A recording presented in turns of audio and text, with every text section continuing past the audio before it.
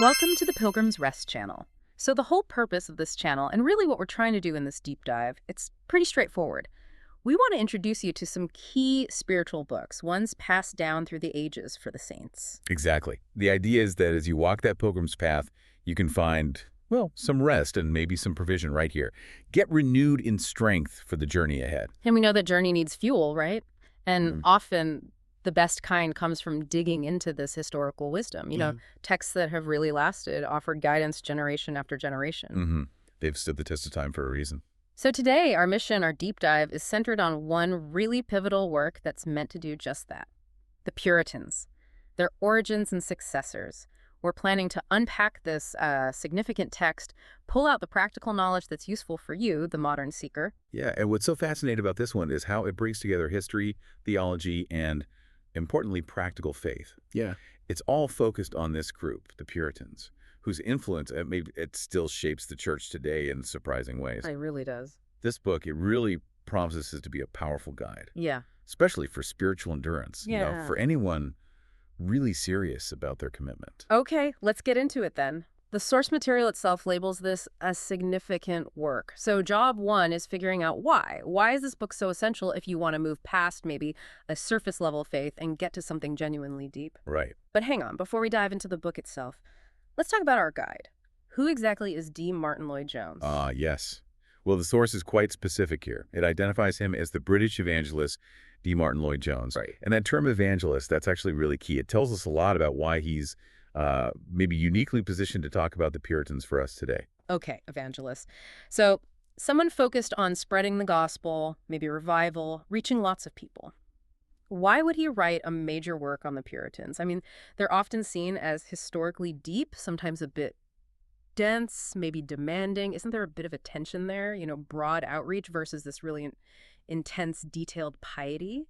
That's a great question. And actually, I think that tension is precisely what makes this book so valuable. He bridges that gap. How so? Well, it demonstrates the connection, the vital link between having a really profound grasp of doctrine and having, an enduring, effective outreach.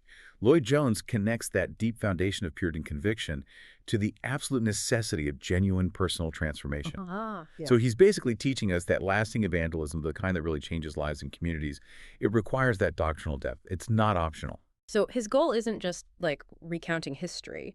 He's using the story of the Puritans, this movement that was defined by serious life-altering commitment, to argue that true discipleship, the kind that makes an impact, it has to start deep down with personal transformation, solid theological grounding. Precisely. You've got it. Yeah. His work is clearly written by someone aiming for transformation in the reader. Not just, piling on information. It's a signal to you, the listener, that maybe the Puritans are a model for this necessary experiential piety that's just vital for any kind of powerful, lasting faith today. Right. He's essentially closing that perceived gap between deep doctrine and just, daily living as a disciple. A distinction feels really important. It makes sure this isn't just some dusty old textbook we're talking about. It's more like a field guide written by someone who's actually out there doing the work. Exactly. An active practitioner. Okay, now this is where it gets, for me, really interesting. Let's look at the title itself, The Puritans, their Origins and Successors. That structure, it suggests a pretty comprehensive look at spiritual stability, doesn't it? It really does. So what does looking at both the beginning, the origins, and then the continuation, the successors, what does that tell us about navigating our own pilgrim's path? Well, if you connect that title to the bigger picture, the scope right there, it's like a complete lesson plan for long-term spiritual health. Okay. Think about the origins part first. That's all about foundation, right? Settled doctrine. It makes the reader really grapple with the root of the movement. Why did they believe what they believed so fiercely? Where did that incredible commitment come from? That drive to integrate faith into everything, work, family, even economics. And they were absolute masters of that integration, weren't they? They just didn't seem to see a divide between their devotion and their everyday tasks. Their piety wasn't just for Sundays. Absolutely not. It permeated everything. And Lloyd-Jones, by really focusing on these deep origins, he's essentially giving you a map to find genuine spiritual rest. Rest. Interesting. How does looking at origins give rest? Because that rest, it's not found in being spiritually lazy or passive. No, it's found in settled conviction. Stability. When you know why you believe what you believe, and it's based on these really solid, unshakable foundations, well, you gain this tremendous peace. It protects you from being, tossed around by every new theological fad or cultural current. Okay, I see. Strong foundations provide that deep-seated rest. But then the book moves on, right? From the root to the fruit, you could say. Yeah. It examines the successors. Why is looking at the continuation or maybe sometimes the decline of the movement just as vital as studying that initial spark, that fire? Because studying the successors gives you the provision, the supply you need for the long haul. That's the other half of the equation. Right, rest and supply. Exactly. Spiritual vitality, it isn't just measured by a powerful start, is it? It's about consistency, endurance over time. So Lloyd-Jones traces how those core Puritan convictions were either faithfully carried forward by the next generations, or sometimes how they were allowed to fade, to dilute. And that section, looking at the successors, that provides the necessary supply for your own journey because it teaches endurance. It shows you what it takes to keep going.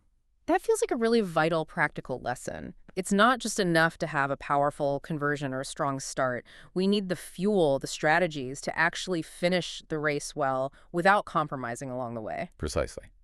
And the examination of the successors and offers specific models of sometimes, frankly, it serves as warnings about how to maintain that deep piety when you're facing changing cultural pressures or maybe just personal struggles and dryness. Yeah. This is where the book moves beyond just history and becomes immediately applicable. It's about finding that enduring strength for your life today. It teaches you how to keep that spiritual supply line open against all the pressures of just daily living. Okay, so let's bring it right down to the present moment. What does all this mean for the modern saint, someone listening right now? How does a book about a, 17th century movement actually provide that rest and supply we talked about for today's Pilgrim? Well, because this work focuses so much on a group known for their incredibly deliberate piety, the main implication of studying it is really a call to slow down, to seek depth over breadth. And that depth, that's what offers the spiritual rest. How so? We live in such an age of shallow kind of fast food spirituality, don't we? Information is everywhere, but genuine transformation feels scarce sometimes. The Puritan tradition, it forces us, invites us to slow down, to engage seriously, deeply with Scripture, and to commit to some pretty profound self-examination. Okay, but hang on. That sounds, well, demanding, not necessarily restful. Rigorous self-examination, discipline. Wouldn't that lead more towards exhaustion, maybe anxiety about getting it right? How does that provide rest? That's a completely valid concern, and it points to the really profound insight Lloyd-Jones is getting at here. The rest comes from the honesty and the thoroughness of it all. Okay. The Puritans believed, and Lloyd-Jones highlights this, that sloppy, superficial spirituality, it actually leads to recurring crises, to uncertainty. Right. But when you meticulously, honestly examine your motives, your life, and align them with deep, settled conviction, remember the Origins, you start to eliminate those hidden sources of spiritual turmoil and unrest. The kind of rest that comes from having a clear conscience, from knowing your life is being built on something solid, deep, immovable truth, not just wishful thinking. So spiritual rest isn't about avoiding effort. It's more like a byproduct of discipline, order, and deep honesty. Absolutely. That's it. And then the book, by looking closely at the successors, provides the supply. It does this by modeling the actual practices needed for that long-term endurance. If we had to boil down the overarching theme Lloyd-Jones is showing us through the Puritan way of life, it might be captured in that powerful old maxim. That which costs you nothing is worth nothing. Oof. Yeah, that definitely challenges our modern tendency towards convenience, especially in faith. The Puritans, just by their example, they teach us the sheer importance of commitment, don't they? They really do. And by studying them, guided by Lloyd-Jones, you learn the practical habits that sustain faith through tough times.